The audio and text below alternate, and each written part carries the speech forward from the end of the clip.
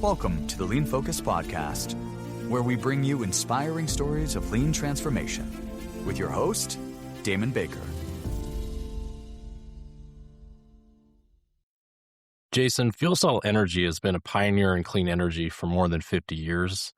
The technology is powerful, the mission matters, and the opportunity is enormous. Yet when you step back and looked at the business, you realize something deeper had to change. Can you take us back to that moment? What did you walk into, and what told you that maintaining the status quo wasn't going to be enough anymore?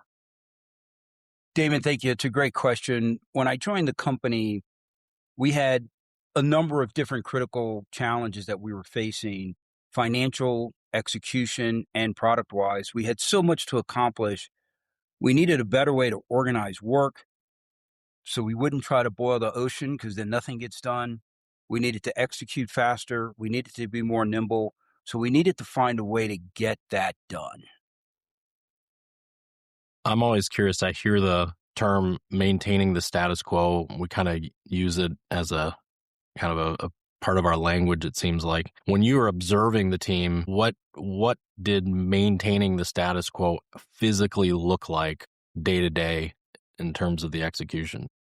It meant being less commercially focused. I mean, we were a company that had been around for over 5 decades. We were a research-minded organization. So the definition of success was very different. The definition of success for solving problems, even if those were only solving problems that we found interesting, but weren't solving customer problems. And that needed to change. So continuing in the status quo was simply not an option if we were going to be successful.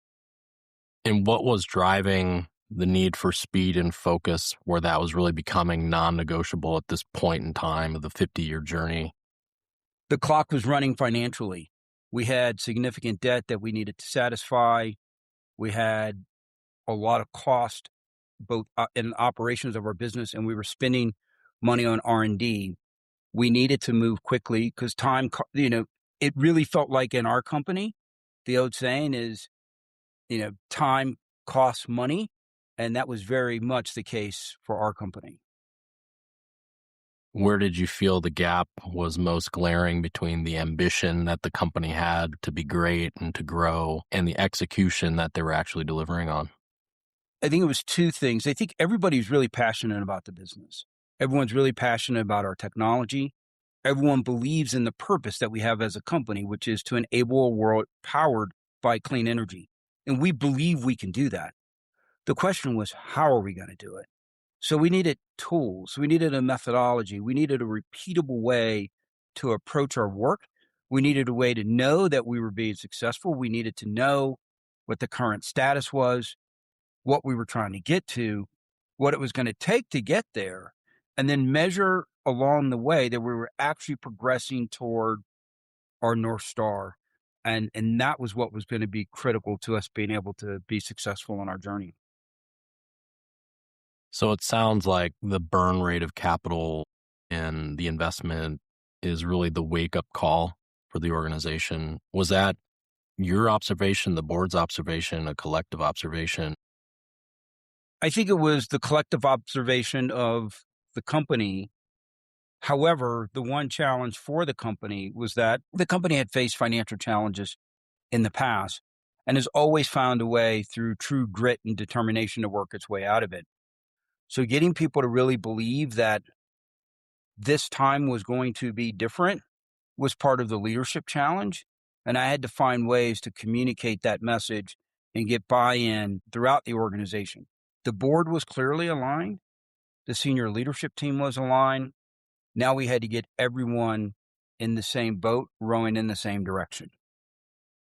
Yeah, to me, this is probably the most challenging aspect of this is the company had so much to accomplish in a short amount of time. Yet when you looked around in the organization, people were seemingly overloaded and had lots of quote unquote work to do, but the priorities themselves were very unclear and everything felt important to everybody all at once. So take us back to that time. What did you see happening to teams that were suffering through that when priorities just weren't clear in terms of what they're working on?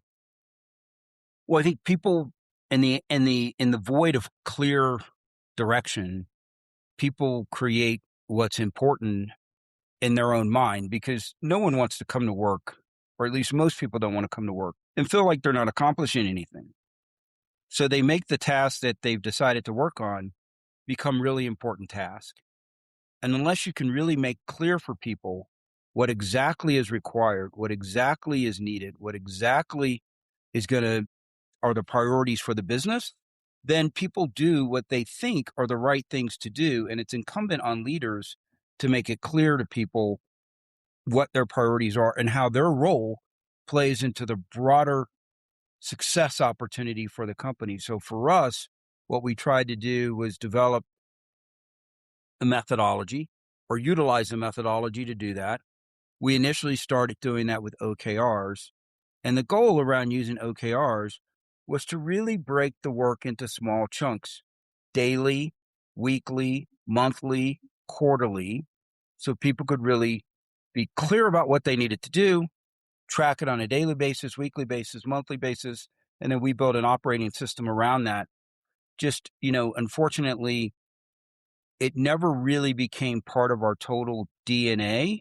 But for me, I know that the best operating companies have a clear way of working, and they simplify work, and they make, tools and processes available and what people need to do to get their work done. And we needed to find the same way of working at our company. Yeah, you mentioned OKRs, Yeah. and it sounds like that was a new alignment strategy in terms of driving the right clarity and performance and metrics and things like that. But you said it was a struggle. What was the organization fighting against? So what were they trying to retain in lieu of OKRs? What were they trying to still do that made OKRs maybe not part of your DNA? It was an interesting dynamic because inside our organization, and I think this is true in most organizations, people say we have too many priorities.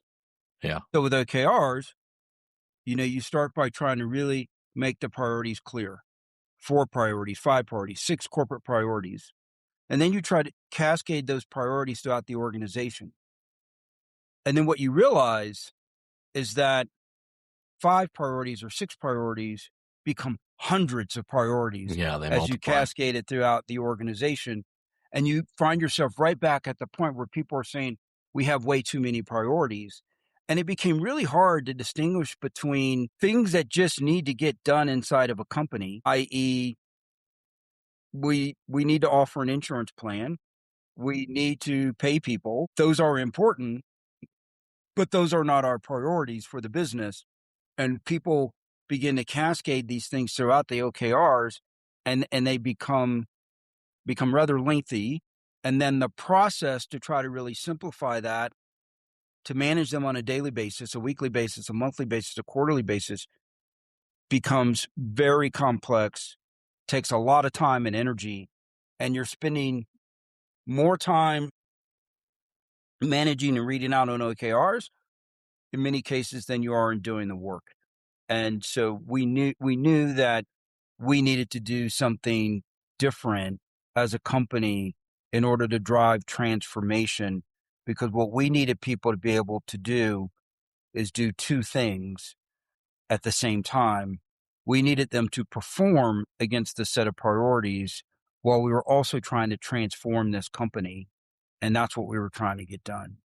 Yeah, it's the distinction between daily management, keeping the trains running on time, and executing all the business critical things like you'd mentioned, payroll and That's getting right. people paid and those kinds of things. But then there's breakthroughs that have to happen, and we have to make capacity and room for those things to execute those things and resource them accordingly. Otherwise, people become all about the daily management, and when we look several years down the road, we get passed up because we're not innovating, we're not improving. Did you see any of that? Did that resonate with you? Absolutely. I think, you know, as a company whose roots, whose DNA is innovation, and that's one thing that we've always been, is an innovation company. But there's a transition that we needed to go through that wasn't just innovation for innovation's sake, as people sometimes say, but it was innovation for customers' solving customer problems. I like to say, innovate to sell. That's what we were there to do. And so that meant you needed to really understand customer problems and opportunities, and then how the application of our technology would address those customer problems and opportunities and do that better than the competition or alternative choices that a customer may have. And so, in that mindset of innovation and in the belief that what we do is very complicated, one of the transitions we had to drive or beliefs was that speed and quality can coexist, and we needed to do both in order to win in the marketplace. And that's required, changing the mindset of some incredibly talented, innovative scientists and engineers across our organization. Yeah, you asked the question, how do we fundamentally change the way we work? And you just gave two great examples. One is let's stop innovating for ourselves and convincing ourselves that this is a cool new thing. Check this out, versus customer back. Let's solve problems that the innovation is the answer for. That's a big change in way of working. And then the other one you mentioned is really what I call the power of and. A lot of organizations make false trade-offs, false dichotomies, and you just, speed and quality is one. It's like you can have it fast, but you can't have it right. You can have it right, but you can't have it on time. You've seen the poster, I'm sure. That's right. What other things did you observe that the organization really had to change their thinking about in terms of to get better, and then ultimately how they worked? I think other things that we had to change was, when you think about, an organization who's rooted in innovation, and we do something that is fairly unique and differentiated, right? We take fuels and we don't combust them, we reform them, and we make electricity, and we do that cleaner and more efficiently than traditional technologies. And that's incredible innovation, and it's chemistry at its best. But when you think about that, one of the other things that needed to change was that we didn't need to be the company that did everything on our own. There were certain things that we could go outside to other companies who wake up every day trying to solve a specific problem that we're trying to sometimes solve, that they do all the time, and they do it better than us. And we could integrate those things into our technology. So getting people to accept that we can look for integration of other technologies and engineering solutions as we integrate into complex solutions for customers was another way that we needed to change in the way we work as a company. And then from a management team perspective and how we allocated capital, we needed to have more of a mindset that, you had to earn the right to spend the capital, which meant you had to have clear milestones and markers. You had to hit those milestones and markers in order to get that next tranche of capital. Almost similar to a VC model, if you will. You get your A round of funding, and you've got certain targets you need to hit, and you need to hit those and show that it actually accomplishes what you projected. And then there's a B round of funding. And, that really changes the mindset and pace at which work gets done. You made a decision early on, and we're going to talk a little bit about the history of that you were going to embark on a lean journey. Yes. Oftentimes when CEOs and leaders such as yourself announce that to the organization, there's a collective gasp and a sigh of relief. It's kind of like, oh, here we go again, or lean is going to be one more thing. It's going to be a flavor of the month, a program, and those kinds of things. So you didn't hesitate, though, at this point. You were very clear-eyed that lean was hard, and you did some research on that, which we're going to get into. But one of the things that you observed is that the organization need to slow down, ask better questions, and changing their behavior was really far tougher than chasing the next shiny idea. So it wasn't a lack of ideas. It was really changing the way we thought, the way we led.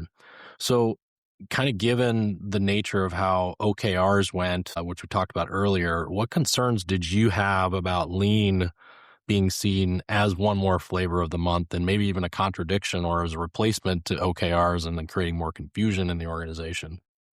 Damon, I'll tell you, when I sat down with the executive leadership team And I had made the decision that I was going to tell them that we were going to embark on a lean system, and we were going to build the fuel cell business system. I joked a little bit about it being called FBS because everyone knows I'm a big college football fan. So I'm like, we're going to be in the FBS.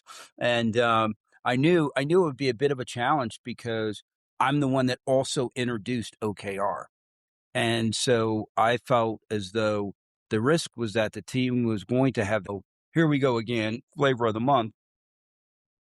But I did a lot of work up front in reading and trying to understand and making sure that I could really articulate my why as to the reason we were going to move to lean and have lean be the foundation for our business operating system. And I knew it would be harder because we'd already tried OKRs. We wanted to make sure that, lean wasn't perceived as the flavor of the month, and creating the lean business system became really the focal point to say, we need a repeatable way to work. We need to make our work visible. We need to make sure that everybody understands what they need to do, what they need to do every day when they come to work. And we need to give them the tools and the methodologies to do that. But we also need to give them the tools and the processes that if they think we can do things better, that we have the ways in which we can receive that information, we can validate those changes, and then implement those changes as opposed to people just deciding to do work the way they wanted to do it. And I think that really resonated with the leadership team. And, I made it very clear that I, too, was going to operate from a lean perspective. And the way in which I was going to engage with each of the leaders was going to be around lean. And when we met in our one-on-ones, we were going to talk about A3s, and we were going to talk about bowlers, and we were going to go through all these things to really change the way in which we ran our business. And we then, probably made our smartest move in our lean journey. And I'm not just saying this just because I'm talking to you. We hired you guys to help us figure it out. And you were incredible. Thank you so much. In your view, and you've been at this a little while now, you mentioned tools, you mentioned business system, and there's a big difference, as I'm sure you know. So looking back on this, why is it so difficult to build a business system versus just using the tools that we all heard and know? You mentioned a few like KPI bowlers and A3s and things like that. Because I think part of it is you have to do the work to ensure understanding. You have to get to a common language. And in order for people to attack a problem, to work their way through a problem, to get to a root cause on a problem, the communication between those team members needs to be clear. So when one team member says X, every other team member needs to understand what X means. And so getting to that clarity and doing the work to do the training and the education is really important. And I have a board member who recently just retired from GE Aviation or Aerospace now, and she led the lean work at GE Aerospace. And to hear her talk about the common language across the organization, the amount of training they go through, up through and including the CEO, I knew it would be a challenge, but I knew the reward would be well worth it. And that as we started to do this, because we weren't in a position to roll out lean across the entire organization at once. So what we tried to really do is pick some high profile things that we could go attack, show success with lean, and get that buy-in and get people to start saying, I want to be a part of that. And that's the way we approached it. So at this point, you're starting to find some guides. You mentioned one, but you were able to see what good looks like outside of fuel cell energy. And one of the turning points is actually seeing a clear way of what you were trying to achieve with the business system actually working somewhere else with far greater complexity, that had all the same similar challenges to you, that went through a very similar transformation in a very short amount of time. So you're not just hearing the lip service of people talking about it. You're actually observing it in action with leaders who 18 months prior to your arrival probably didn't even know, many of them, what lean was. And here they are, leading it out front. So you visited GE Aerospace, and what struck you most about that visit with GE Aerospace when you saw that shared language, to use your words, in action? Yeah. Yeah. So, for me, it was really an exciting tour of their operations because I had heard from Betsy, our board member, about how this all works. And it sounds really great. It sounds really good. And then I got a chance to go tour their facilities at GE Aerospace in Cincinnati. And I could see a clear way of working as we walked through the factory. I could hear people talk and using a shared language. I could see visible daily work laid out at each workstation and people, operating against that daily work. And you could see wins and losses. And as a sports fan, keeping a daily score, is really motivating to me. And so for me, I was like, this is something that we need to do. And then on top of that, I had the opportunity at a different time to speak with Larry Cope, the CEO. And, as you know, he took GE through an entire transformation across multiple business units. And, one of the things that really stood out to me that he said that was really, really impactful to me around adopting lean. And, I'll paraphrase, but he said, if I didn't bring lean to GE, I never could have gotten GE to where it is now. He said, I just did what I knew how to do. And that really stood out for me. And, I came back from that. I was like, we're going to really go after this hard. I nominated our chief of staff, Kix Ryan, to become our chief transformation officer. She's been doing an amazing job. She's brought in another team member, a woman by the name of Lex Schroeder, who's a lean coach, who's really helping us build the muscle inside the company and build out this lean operating system. And, it's really been impactful, and they've been great in helping me drive the transformation. But to the earlier point, everyone in the company knows that this is important to me as the CEO. And, I developed the corporate A3 for the company, and, got that buy-in across my ELT around these were the priorities for the business and what our focus was going to be. And so, I'm as much on this lean journey as any team member across the organization. Talk about our first engagement and this really being the point of no return, and you as a leader and the leadership team actually committed to this journey before getting kind of total consensus across the team. So you said that people were committed, whether people were bought in or not, maybe it was a different story. But in the first session with us, it made it pretty unmistakable that there was no going back. So for the listeners, can you take us back to that first session and what was the mood? What was the tone in the organization? Maybe the emotions that people were feeling? No, absolutely. I mean, so as you might think about in any company, you tell your executive team that, hey, we're going to take an entire day and we're going to learn about lean. You get the typical eye rolls and I'm so busy and can we do it next week? This is a bad week. Can I read the book? Yeah, exactly. Give me the book. I'll read it. I promise. But I said, no, we're doing this. We brought in lean focus and we had some pre-work to do. And, everyone did the pre-work so that they could read about real live examples of how lean helps drive really strong operations across an organization. And so some of the pre-work included examples of Toyota as an example, who's, well known for lean.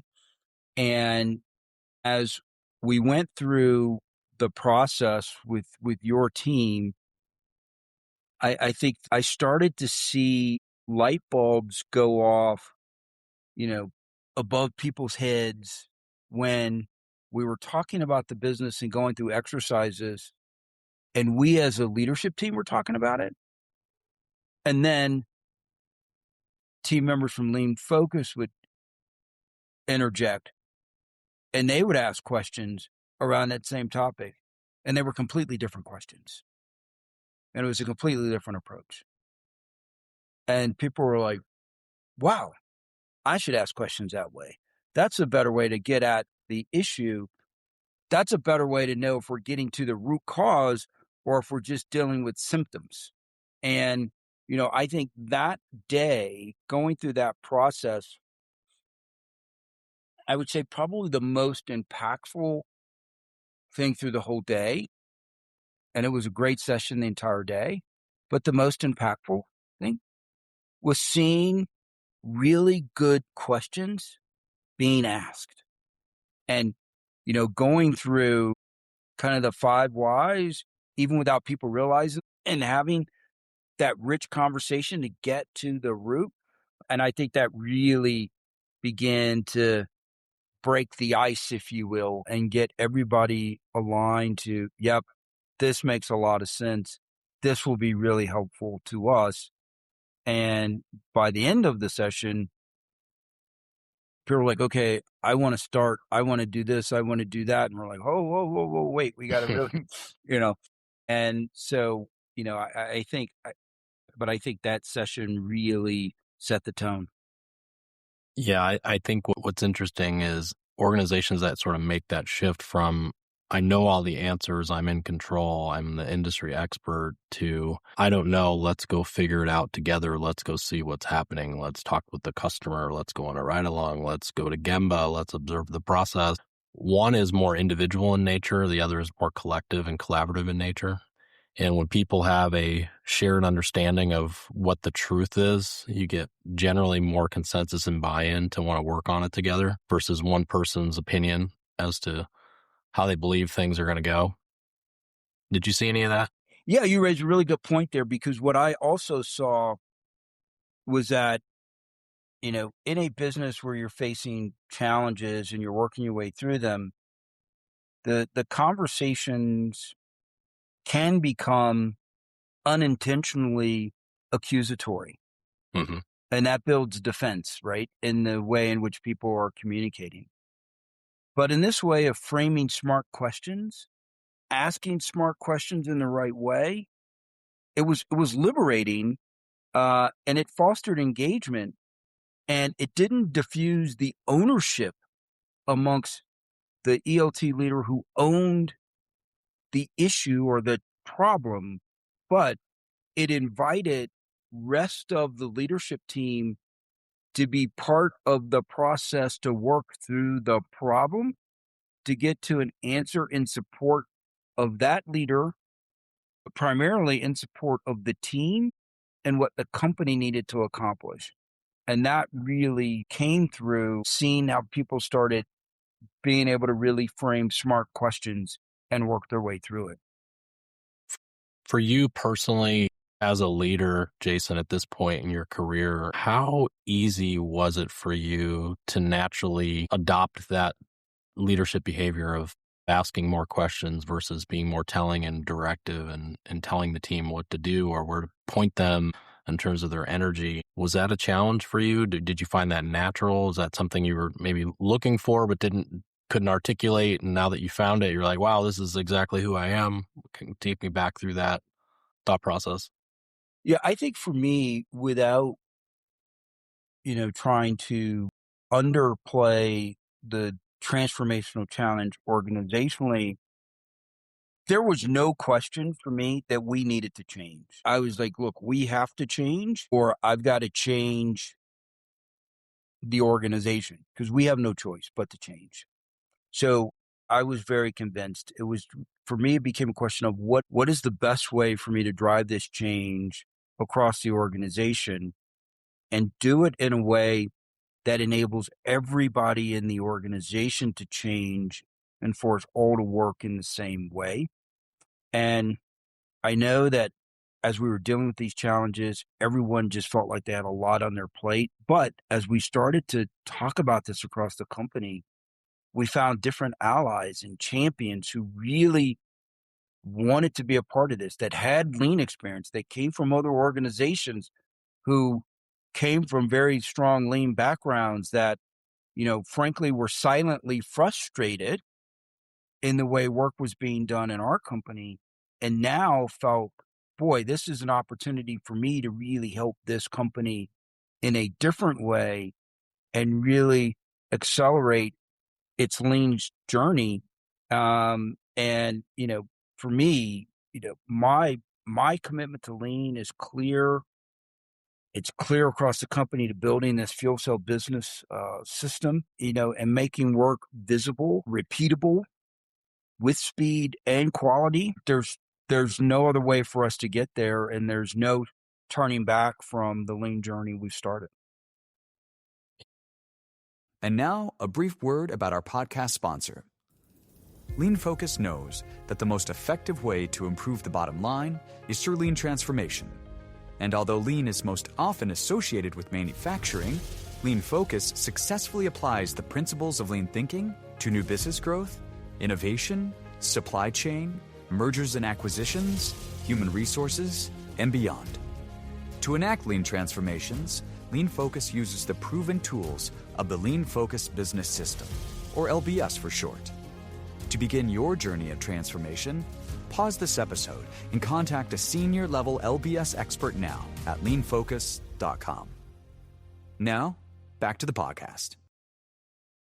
Yeah, you mentioned finding allies in unexpected places, and we too experience that. So in over 600 clients that we've worked with in over 9 years, every single time we find these, we call them hidden gems, allies, kind of the same thing. People oftentimes deep within the organization who have tremendous lean experience and knowledge that just have been muted for whatever reason, or afraid to reveal to the organization that they have these skills for sake of self-survival. And when you put them in a position to shine, it's like you just get tremendous results, and you start building momentum in all these places simultaneously because they're taking a leadership role inside the company. And really, to me, that's a testament to the nature of how collective lean is and can be when you can unlock the potential of everybody in the organization.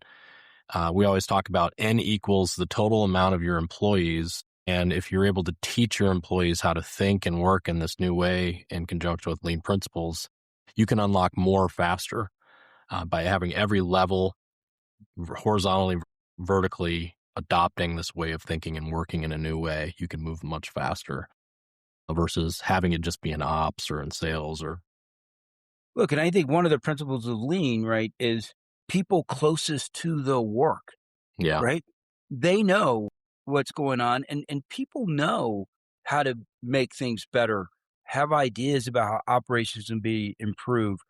The key, especially, for example, in a company like ours, where you're talking about chemistry and the formula is so important, having a process that doesn't allow just random changes to take place because someone had a good idea, but having an environment where those good ideas can be raised, validated, and potentially ultimately adopted really creates a very engaged, team. And to your point, N does become the total number of employees because everyone has a voice, right? And everyone can have an impact, whether it be directly in their specific function or some other part of the company. Everybody can participate and be a part. And I think, like I said, I think our employees, our team members are incredibly passionate about what we do. Turning that passion into strong execution is what lean is all about for us. yeah. I get asked this question a lot with CEOs. It's like, who should I appoint the face of this inside the organization to help lead us through the effort? And, sometimes I'll qualify and say, look, ultimately the CEO is responsible and you need to lead this for the organization. But yes, I understand somebody needs to tactically lead this. You made a choice to appoint Kik as the person who is going to lead this inside of FuelCell Energy, why did you believe that Kix was the right person to lead this internally with the team? What was it about their qualities and traits? Yeah, so Kix has a great working relationship across the executive leadership team. Secondly, as we've gone through some organizational changes, I've put Kix in roles that she was not, necessarily experienced or skilled in while we were going through a transition. And she took it on and did a great job. She put the work and effort in to figure it out while we were recruiting and bringing someone else into a particular role. And so I knew that she had the ability to get it done. Thirdly, she is my chief of staff. And so everyone knows that she absolutely has my proxy. And even though I am the sponsor of Lean, I am participating fully in Lean. Everyone knew that, Kix was, this was not Kix's program. Kix was executing, my program for the company. And I just have high confidence in her ability to get it done. She's a get it done kind of person, and she can do that in a way that doesn't, turn everybody against her, but her expectations are clear, and she's very clear in terms of what needs to get done by when, and she's great at on the follow-up and ensuring the execution. So I couldn't think of anybody better in our company than to ask other than Kix to take this on, and she's been doing a great job. Yeah, and it sounds like she has great followership amongst the senior leadership team Yes. too, which is a critical dimension.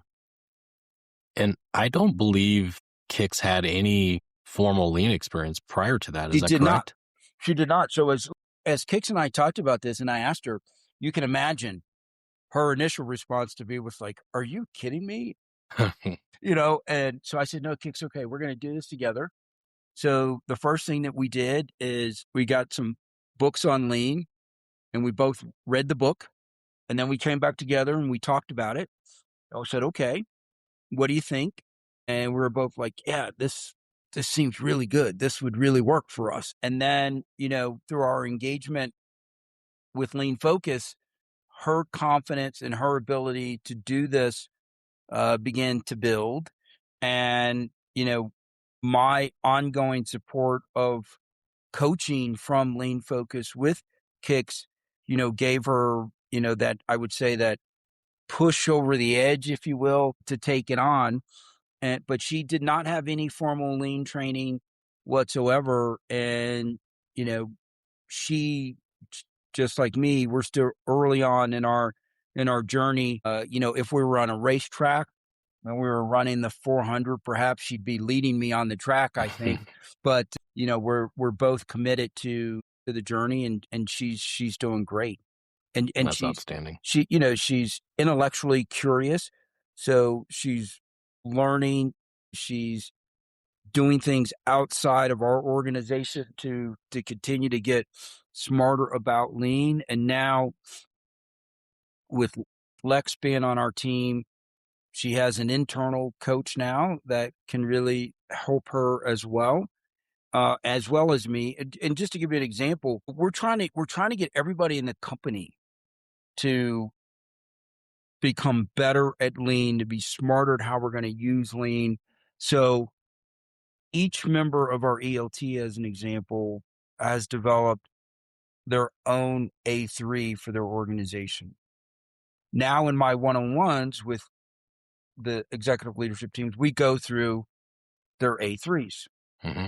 But in the first session I did with them on going through their A3s, as we kind of went through the churn process in the A3 to try to get the A3 right to where it needed to be, I had Lex participate with me in those one-on-one meetings with each leader because I needed to make sure my engagement and walk through this process was being done in the right way. And it wasn't so much about, form over function wasn't the point for me. It was, I want us all to be good at this because this is how we're going to get this into our DNA.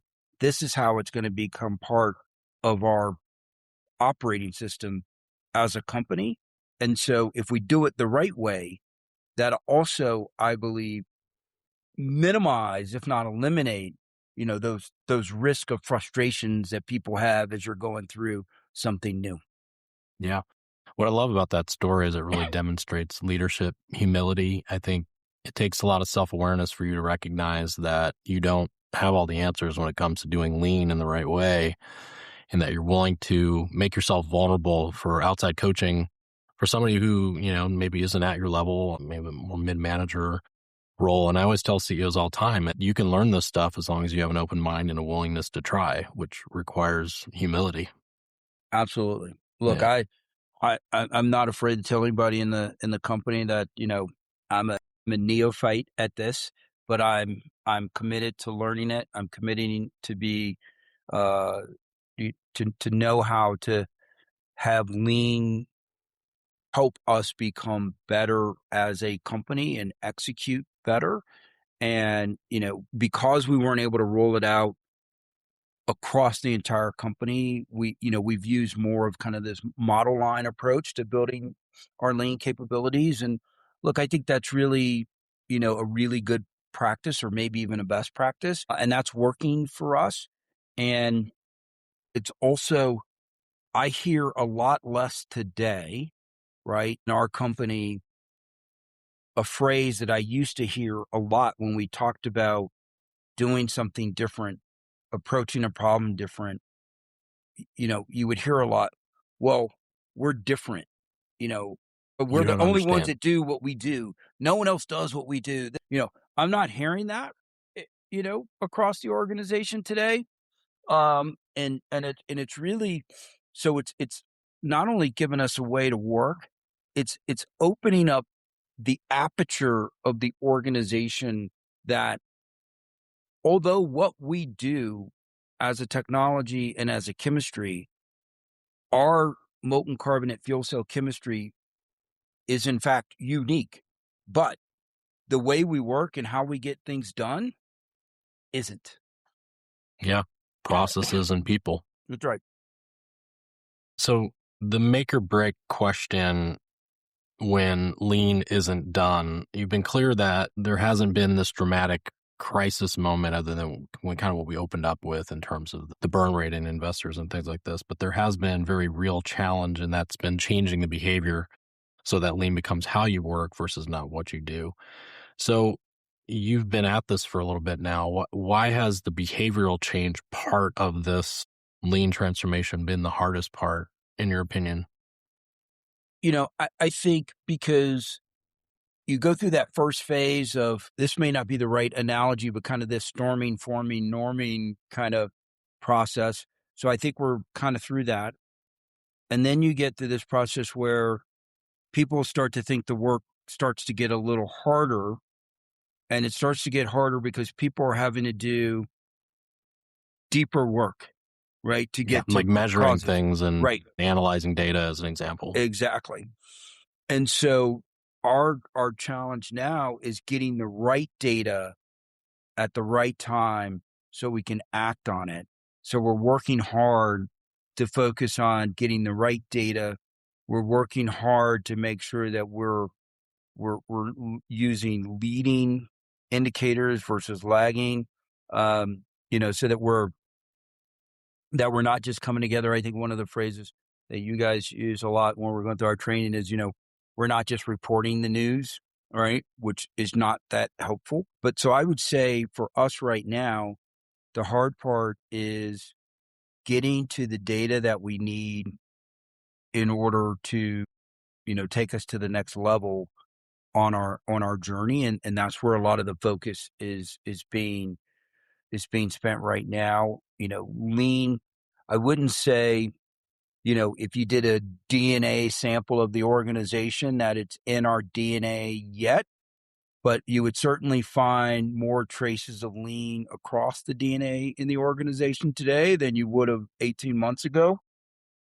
And I don't see the resistance to it. The process we have now with our monthly and, leveraging the bowlers really even just focuses the conversation, right? Because we're really focused on where we see problems, how we can then collectively solve those problems, what a particular leader or a member of the team that's doing, reporting out, what help they need from the organization to get the problem solved.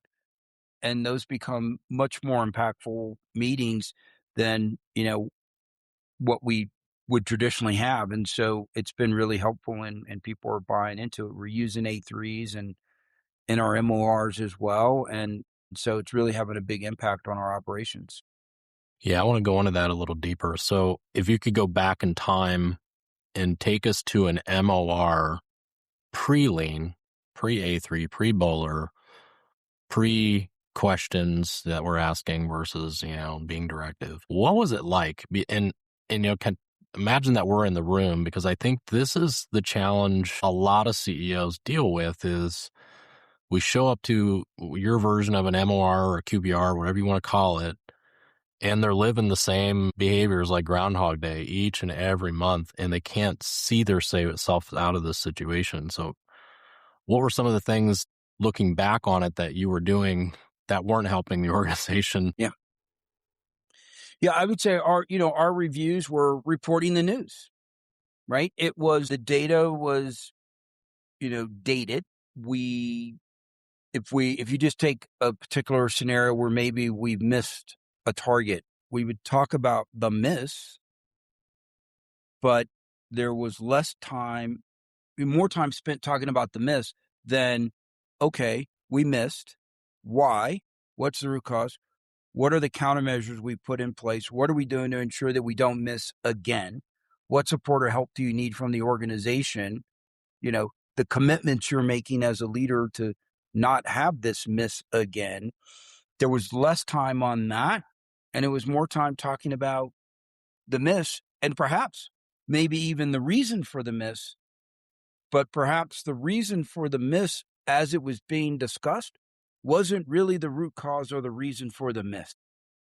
Would you describe it as like excuse making and blaming, like blaming it on external factors, oftentimes the market, A lot of that, it was our EPC vendor, or it was, some other organization, or it wasn't my team, it was that team. And, this new way of working has really eliminated all of that.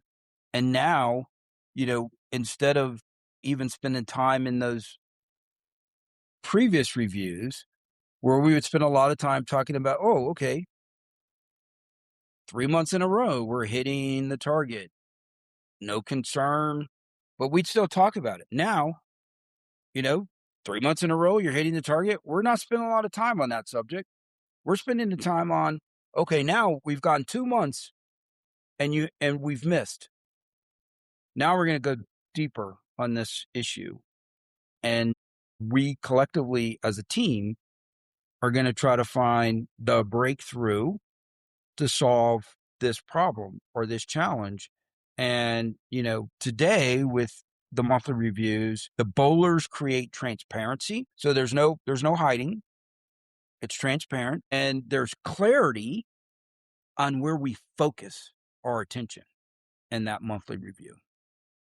Yeah. Yeah, I know you're a big proponent of making work visible, and you've said it's one of the most powerful early shifts that FuelCell made was simply just asking teams to report their daily wins and losses. So in your view, why did that small change have such a big impact on the organization?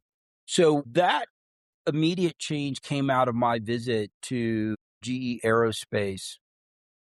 I saw that in action. And there was a particular challenge we were having in the company. And I came back and I said, look, I'm not 100% sure that I've got this methodology exactly right.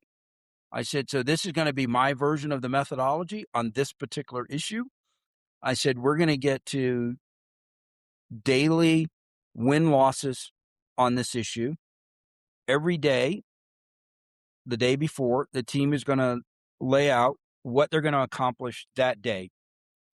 And at the end of the day, they're going to report out wins and losses. You did it or you didn't. It's green, it's red. There are no yellows, right? It's wins, loss. And we did that every day. And what it did the following things. It really focused the work of the team. So every day, everyone on that team knew what they were going to do that day.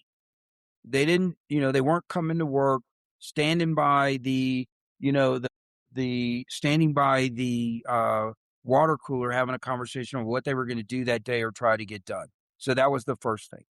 The second thing that it did for the team is that it gave clear goals for the day, right? It assigned ownership for tasks or things that needed to be done.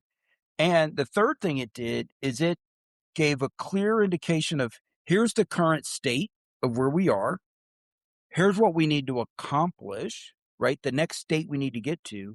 And this is how we'll know if we got to that state, right? And then it created a bit of competition. And the competition that it created became this notion of today I had 6 wins and 1 loss. Or today I had 7 wins. And when the team would report that out, in the report they would send, at the end of the day, you would see it in the email language, right, that they would use. On days where they had all wins, man, their emails were like fired up. They're excited. And then on days where maybe they had 2 losses, or a day maybe where they had 5 losses, no wins, emails were not discouraging. They were learning emails. Yeah. They talked about what they learned, and they talked about what they were going to do different and how they thought they were going to, the next day, they were going to be able to win on the things that they lost on. And that was really powerful as a way to work. Yeah, that's a true measure of becoming a learning organization for sure. Exactly. So I believe you're a year into this journey. Does that sound about right? It's about right. So what's next? Kind of where are you guys and what's the next horizon look like for FuelCell Energy? For us, the learning journey, doesn't stop. We think that, the fuel cell business system is the march that we're on, so that it's across the entire organization. It's just the way we work. It becomes like riding a bike. People come to work and, they just get on the bike and they ride it. And this is how we work. I think that we see I see the way that even the executive leadership team is working is differently. Problems are being addressed outside of meetings. Teams are working on things before we get to, every Monday morning we do a huddle, and a lot of conversations would wait to happen until the huddle. That's not happening anymore because teams are working and getting things done in advance. We're not 100% there, but I see it as vastly different today. With the daily management, people are working hard to make their work visible. People want to make their work visible. People want people to see what they're accomplishing and want people to see where they're struggling. And it's not this confrontation thing now or risk or concern about I'm struggling, therefore I'm at risk.